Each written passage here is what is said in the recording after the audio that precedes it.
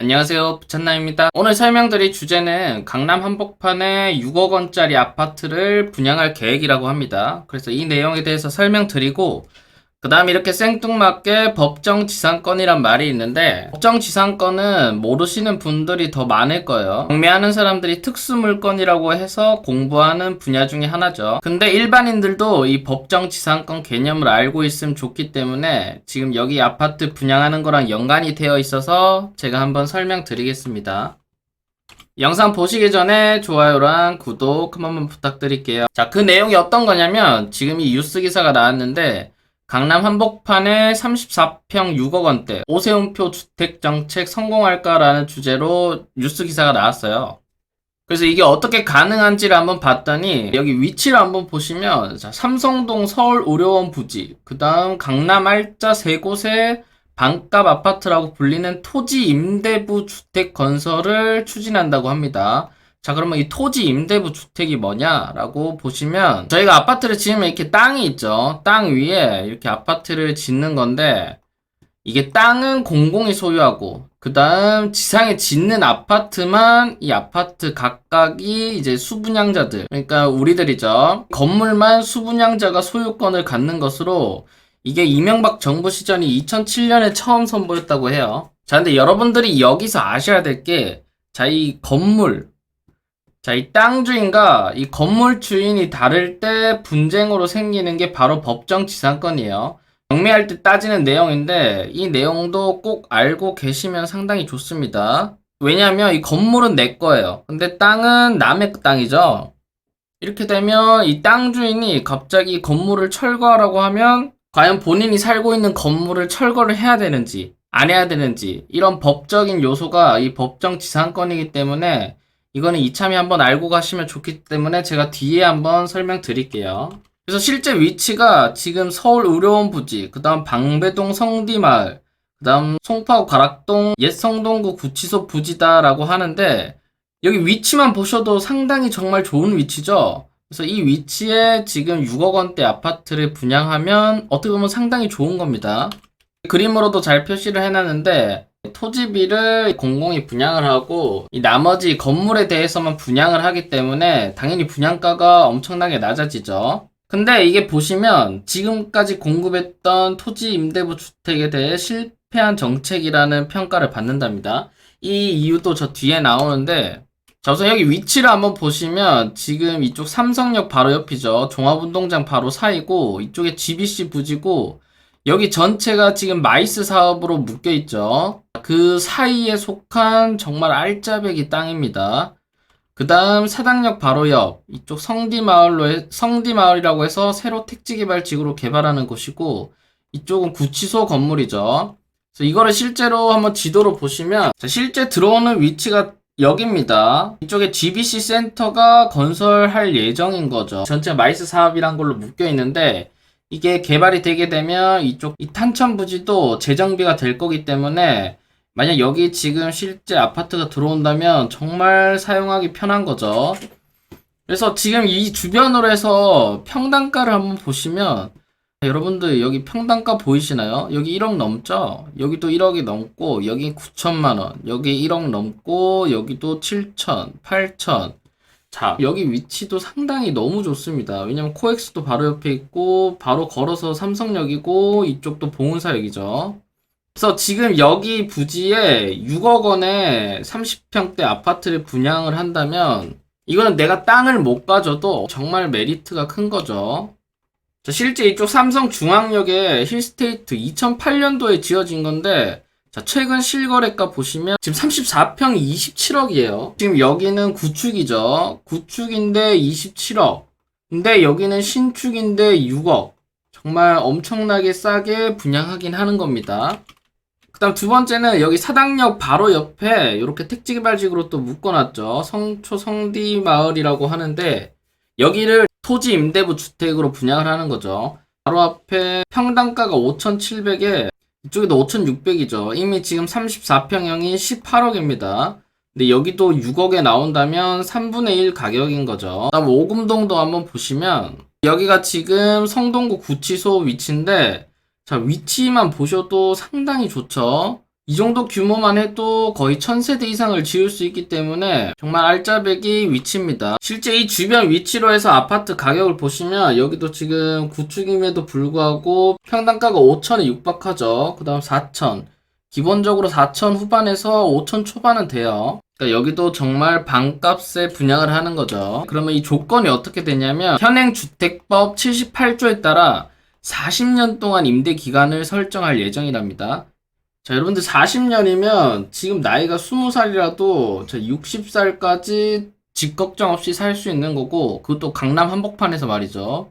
나이가 30이면 거의 70살까지 주거 안정이 보장되는 거죠. 엄청난 메리트가 있다고 보시면 되고, 그 다음 수분양자의 75% 이상이 계약갱신을 청구하면 1회에 하나요 40년 범위 안에 임대 기간을 갱신할 수 있다고 하는데, 솔직히 40년 정도 되면 이제 재건축을 해야 되는 거죠. 80년 동안 살 수는 없는 거죠. 그래서 40년을 기준으로 해서 그 뒤는 재건축을 해야 된다라고 보시면 돼요. 자, 그럼 실제로 임대료가 얼마냐? 기존에 분양을 했던 토지 임대부 주택인데, 여기 보시면 서초 LH 5단지 같은 경우는 분양가가 2억인데 월 토지 임대료가 45만원이었대요. 토지 위에 건물을 쓰고 있기 때문에 이 토지 사용료를 줘야 되는 거예요. 그러면 실제 6억에 분양한다고 치고 월세를 계산해보면 지금 140만원 정도인데, 실제 아까 강남 쪽에 월 보증금 6억이면 한 250만원 정도 월세가 나옵니다. 실제 월세 입장에서도 반값이죠. 근데 아까 저희가 처음에 봤던 6억에만 분양을 하는 게 아니라 이것처럼 지금 토지 사용료, 왜냐하면 남의 땅에 사용하고 있는 거기 때문에 지료라고 하죠. 이 지료를 140만원 정도 내야 되기 때문에 이것도 조금 큰 부담이 되는 거죠. 근데 여기도 설명한 게 어떤 거냐면 수요자 입장에서 토지 임대부 주택 한계는 명확하대요. 왜 그러냐면 자, 미래 가치 상승을 기대할 수 없대요. 주택을 분양받을 경우 해당 주택을 LH에만 팔 수 있도록 주택법 개정안이 국회를 통과했기 때문에 지금 본인 아파트가 여기 있고 여기 주변 강남으로 해서 만약 집값이 정말 나중에 한 100억이 됐어요. 바로 옆에는 지금 200억이 됐는데 본인 아파트는 지금 그냥 팔려면 이자 정도 쳐준다고 하니까 이제 8억 정도에 이제 LH에 넘길 수 있는 거죠. 그래서 이러한 것이 단점이고, 그 다음 아까 말씀드렸듯이 이제 30년이 지나면 재건축을 해야 되는데 지금 이쪽이 보시면 1970년도에 용산구 이촌동에 공급한 토지 임대부 주택이래요. 근데 지금 보시면 50년이 넘도록 재건축을 못하고 있답니다. 왜 그러냐면 땅 주인이 승낙을 해줘야 돼요. 그러니까 지금 서울시에서 승낙을 해줘야 되는데 요즘 민간 아파트도 잘 안 해주고 있죠. 입주민이 조합을 결성하고 토지 소유주인 서울시나 SH의 동의를 얻는다면 재건축할 수 있도록 할 방침인데, 우선 이 서울시나 SH의 동의를 얻는 게 가장 첫 번째 관문이겠죠. 이쪽에 명지대 교수님은 토지 임대부 주택은 주택 수요자의 자산 증식 욕구를 충족해줄 수 없고 당연히 없죠. 왜냐하면 아까 전에 그냥 이자율만 쳐줘서 LH에 그냥 되팔도록 했기 때문에 정말 자산 증식 욕구를 채울 수가 없는 거죠. 그 다음 공급량도 한정적이어서 주택 공급 정책으로 불안하고, 완전한 임대주택인 장기 임대나 영구 임대보다 주거 비용이 높아. 왜냐면 아까 지료가 한 140만원 정도 나올 거기 때문에 활용도가 떨어진답니다. 저도 여기에 공감을 하는 게 이 땅이 본인 땅이 아니기 때문에 마음대로 재건축도 할 수가 없어요. 그렇기 때문에 장기 임대나 영구 임대랑 똑같은 거죠. 더군다나 장기 임대나 영구 임대가 임대료가 훨씬 더 싸기 때문에 오히려 이 방법이 더 좋지 않나라고 생각합니다. 그래서 이도저도 아닌 토지 임대부 주택보다 차라리 저소득층을 위한 장기 임대나 영구 임대 공급을 늘리는 것이 낫다. 결론적으로 실제 여기 보이시는 이 위치에 토지 임대부 주택으로 분양이 되면 솔직히 엄청나게 싼 거기 때문에 정말 싼 값에 들어갈 수 있는 기회이기 때문에 실제로 이게 진행이 된다면 꼭 한번 지원해 보시는 것도 좋을 것 같습니다. 자, 그다음 아까 전에 법정 지상권에 대해서 설명을 드린다고 했는데 요거에 대해서 한번 설명드려 볼게요. 법정 지상권이 뭐냐면 단순하게 말해서 아까 땅에 이제 건물이 있는데 이게 소유주가 서로 다를 때 이 건물이 이 땅 위에서 사용할 수 있도록 할 수 있는 권리가 있냐, 이 문제를 따지는 거거든요. 그래서 이게 바로 법정지상권인데 이걸 왜 따지냐면 만약 이 법정지상권이 성립을 하지 않으면 나중에 땅 주인이 이 건물을 철거시킬 수가 있습니다. 그렇기 때문에 이 건물은 가치가 없어지는 거죠. 그래서 법정지상권은 이제 경매에서도 특수 물건으로 들어가기 때문에 아는 사람만 잘 들어가는데, 그래서 이거에 대해서 최대한 쉽게 설명 한번 드려볼게요. 우선 법정지상권이 성립한다는 거는 아까 보시는 이 땅 위에 건물을 철거를 할 수 없다는 거예요. 그러니까 성립을 하기 때문에 나는 이 땅 위에서 이 건물을 지킬 수가 있는 거죠. 그래서 이 성립 조건을 먼저 보시면 근저당권 설정 당시, 왜냐면 이 경매로 나오는 거 대부분이 이 근저당권이 잡혀서 나오는 거기 때문에 근저당권이라고 했고, 이거는 어떻게 보면 말소 기준 권리죠. 말소 기준 권리 설정 당시 땅 주인이랑 건물 주인이 같아야 한다. 즉 여기 땅이 있고 땅 주인이 A예요. 그 다음 A가 똑같이 이렇게 건물을 지었어요. 이 상태라면 바로 이 법정지상권이 성립을 한다는 거죠. 그러니까 지금이 다르더라도 근저당 당시 같으면 성립이 되는 겁니다. 그래서 네이버에 이렇게 법정지상권을 쳐보면 이렇게 나오는데, 이렇게 뭐 첫째, 둘째, 셋째 이렇게 상황별로 있는데, 중요한 거는 소유자가 바뀌어도 근저당권이나 말소 기준 권리가 설정할 당시 땅 주인이랑 건물 주인이 같으면 성립을 한다는 거예요. 자, 그럼 반대로 이 땅 주인이랑 건물 주인이 다르면 어떻게 되죠? 그러면 성립이 안 하기 때문에 철거가 가능한 거죠. 두 번째, 이제 땅 주인이랑 건물 주인은 같아요. 같은 상태에서 이제 두 번째 조건을 따져봐야 되는데, 자, 근저당권이 잡혀 있을 때 건물이 있었는지 없었는지, 이게 가장 중요합니다. 자, 이 근저당이 뭐냐면 은행에서 어쨌든 땅을 담보로 잡고 돈을 빌려주는 거잖아요. 근데 여기 보시는 것처럼 처음엔 맨 땅이었어요. 그래서 이제 이 땅 주인 A가 은행에서 땅을 담보로 잡고 돈을 빌린 거죠. 이 사람이 나중에 여기에 건물을 지었어요. 자, 이렇게 되면 이 건물은 과연 법정지상권이 성립을 할까요? 안 할까요? 정답은 성립을 하지 않습니다. 왜냐하면 만약 이게 법정지상권이 성립을 한다고 하면 지금 이 근저당권, 돈을 빌려준 은행은 이 건물 때문에 상당한 피해를 보겠죠. 왜냐하면 이 돈을 빌려줄 때 이 땅에는 아무것도 없었고 아무것도 없는 땅을 보고 돈을 빌려줬기 때문에, 그래서 여기 근저당권자를 보호하기 위해서 이 뒤에 지어진 건물은 법정지상권이 성립하지 않습니다. 반대로 이 땅과 건물이 있는 상태에서 근저당을 받았다. 그러면 여기는 성립을 하는 거예요. 그러면 이 근저당권 같은 경우는 어떻게 확인할 수 있죠? 등기부등본에 당연히 나오죠. 그럼 이 건물이 만들어졌는지 안 만들어졌는지 시기는 어떻게 알 수 있냐면 건축물 대장을 떼보거나, 만약 건축물 대장이 없어요. 왜냐하면 건물이 지어지려면 처음에 허가를 받고 그 다음 착공이 들어가죠. 그 다음 준공 신청을 내는데 이 착공을 해놓고 준공 신청을 못한 거죠. 왜냐면 덜 지어졌거나 중간에 망해서. 그러면 건물이 착공을 하고 준공된 이 사이에 만들어졌잖아요. 그래서 시청 가서 이 착공된 날짜를 알아보고 이 근저당권 날짜랑 비교를 해서 건물이 올라갔는지 안 갔는지를 따져보면 되는 거예요. 다음 나머지 방법으로 이제 네이버 지도나 뭐 항공사진 이런 걸 통해서도 확인할 수 있고요. 이거를 간단히 이렇게 플로우 차트로 제가 만들어 봤는데, 자, 이거대로 따라가시면 됩니다. 그래서 보시면 근저당 설정 당시 땅 주인이랑 건물 주인이 같은가? 만약 다르면 그냥 법정지상권 성립 안 하는 거예요. 같다고 해서 이렇게 내려왔죠. 자, 이 상태에서 자, 근저당 설정 당시 건물이 있었나? 만약 없었다. 그러면 이것도 법정지상권 성립을 안 하는 거죠. 그 다음 만약 건물이 있었다. 그러면 법정지상권이 성립을 합니다. 지금 여기 근저당권 설정 당시에 건물이 있었는지를 확인하는 방법으로는 제가 이렇게 총 4가지를 적어놨기 때문에 요거는 확인해 주시면 되고, 그럼 경매에서 좀 좋아하는 게 뭐냐면 바로 이 법정지상권 성립 안 하는 물건을 좋아해요. 왜냐하면 법정지상권이 성립을 안 하게 되면 이 건물을 철거를 할 수 있기 때문에 온전히 그 땅을 내 걸로 사용할 수가 있는 거죠.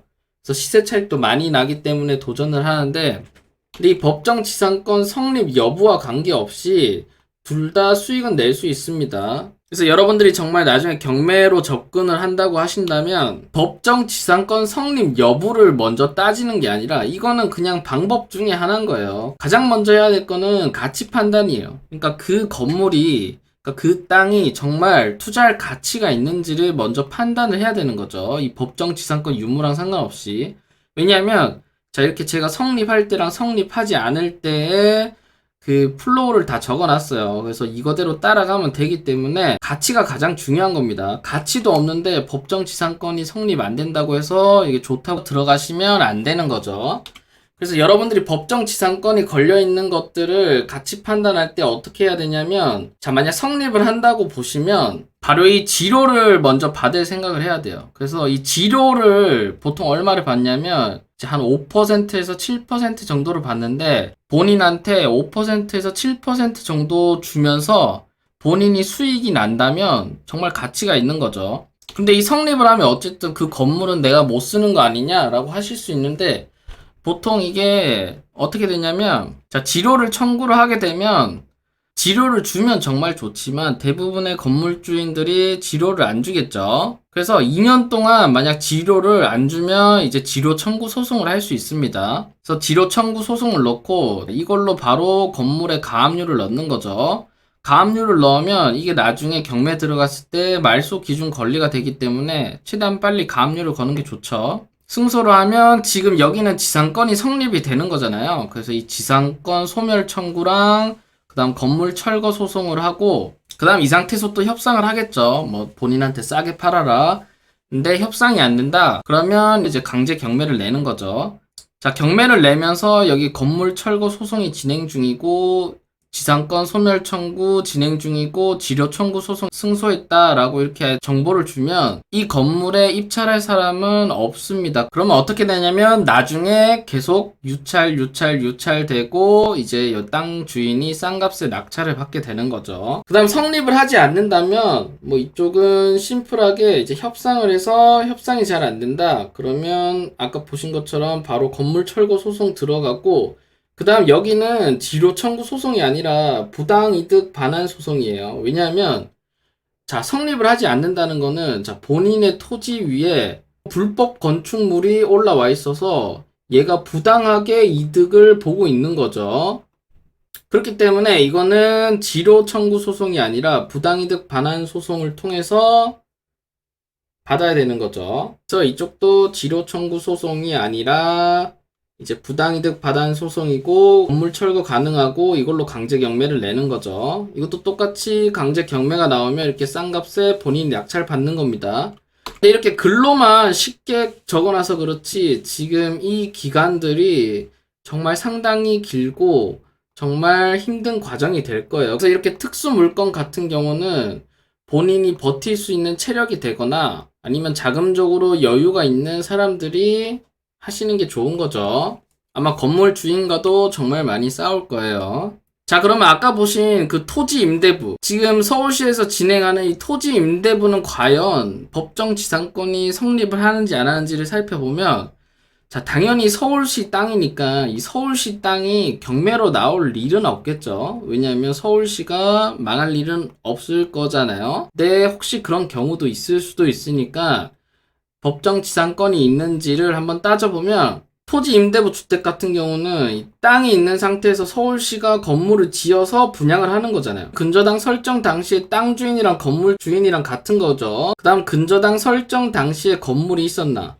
이 서울시 땅에다가 이 건물을 짓고 나서 그 뒤에 근저당을 잡겠죠. 그렇기 때문에 이제 법정 지상권을 성립하는 걸로 보입니다. 그러면 실제로 나중에 여기 아파트에 분양받는 사람들은 이 법정 지상권이 성립을 하기 때문에 서울시에서 이 아파트를 철거를 하라고 해도 철거를 안 해도 되는 거죠. 근데 다만 아까 보시는 것처럼 이 지료를 안 내면, 여기 보시는 것처럼 월 토지 임대료라고 했잖아요. 그래서 여러분들이 2년 동안 지료를 내지 않으면 건물이 철거를 당할 수가 있기 때문에 여러분들은 땅값이 오를 때마다 땅값에 따른 5%에서 7% 정도의 지료를 꾸준히 서울시에 납부를 해야 된다라고 보시면 될 것 같아요. 그래서 경매에서 좀 어려운 법정 지상권에 대해서도 한번 살펴봤는데, 이거는 솔직히 경매를 안 하신다면 몰라도 되는 내용이고 그냥 이참에 이런 것도 있다라는 것만 알고 가셔도 좋을 것 같습니다. 오늘 영상은 여기서 마치고요. 오늘 영상이 도움되셨다면 좋아요랑 구독, 그 다음 알림 설정까지 부탁드릴게요. 감사합니다.